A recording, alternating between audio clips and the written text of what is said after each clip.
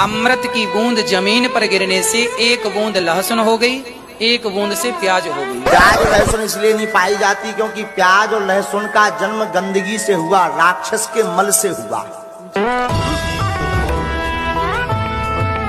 जो गौ माता है उसकी जहाँ हड्डी गिरी वहां से लहसुन उगा, और जहाँ फ्लैश गिरा वहां से प्याज उगा। तो इसलिए अगर हम प्याज लहसुन खा रहे हैं तो बेसिकली हम गौ माता की हड्डी और मांस खा रहे हैं। ये भगवान क्या जुल्म है। क्योंकि शास्त्रों के अनुसार प्याज की उत्पत्ति कुत्ते के अंडकोश से है। मर्यादा रखिए, थोड़ी मर्यादा रखिए। और लहसुन की उत्पत्ति कुत्ते के नख से। सतनाम बिना सब रोग, अलौनिया खात है नहीं लौन दीजे पीठ पर तिस गौण। जरने बैठते हैं मूड जिम पंचग्रा समरूड। एक है गुफाधारी सिद्ध, सो तो पड़े काल के फंद। कुटीचर मांगते हैं चून, जन्म न बीज बोया भून। क्या कहते हैं परमात्मा? कबीर परमेश्वर द्वारा बताए उस ज्ञान की गरीबदास जी अपने मुखारविंद से उच्चारण करते हुए उसके कबीर परमेश्वर ने क्या बताया है। कहते हैं कुछ ऐसे साधक हैं, कहते हम नमक नहीं खाते।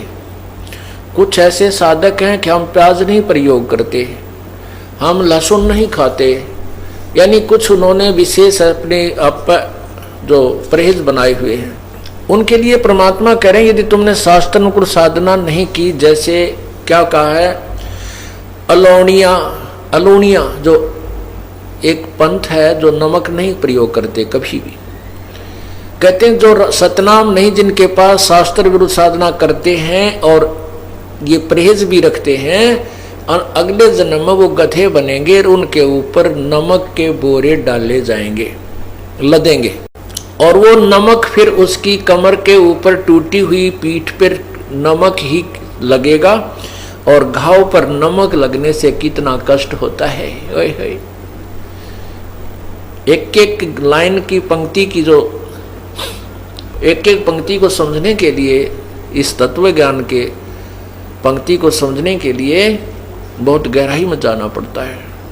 और पुण्यात्मा इन बातों में विचार करो, गहराई से सोचो, हृदय के अंदर समाओ इस बात को जो परमात्मा हमें बार बार ये संदेश इस दास के माध्यम से पहुंचा रहे हैं। तो आपने इसके ऊपर बहुत गहनता से विचार करना चाहिए। और आपको यहाँ परमात्मा ही ला रहे हैं, कबीर परमेश्वर की रजा से ही आप जी यहाँ पर आ रहे हो। नहीं तो उनकी रजा ना हो तो जाकर देखो इन मेडिकलों को, हॉस्पिटल्स को देखिए, जाकर क्या क्या हाल हुआ पड़ा, भरे पड़े हैं, कोई रो रहा है, कोई चिल्ला रहा है, कोई इसका है, कितना बुरा हाल है। और वहाँ एक एक महीने पड़े रहते हैं, एक एक महीना। यहाँ एक दिन भी मुश्किल से आप आ पाते हो, क्योंकि आपको काम के चिंता बहुत रहती है। और आप भूल जाते हो कि हमारी चिंता करने वाला कोई और भी है। तो पुण्यात्मा जो सत्संग में आएंगे तो उनके वो समय बच जाएगा जो हॉस्पिटलों में जाकर पड़ा रहना छिड़ना था।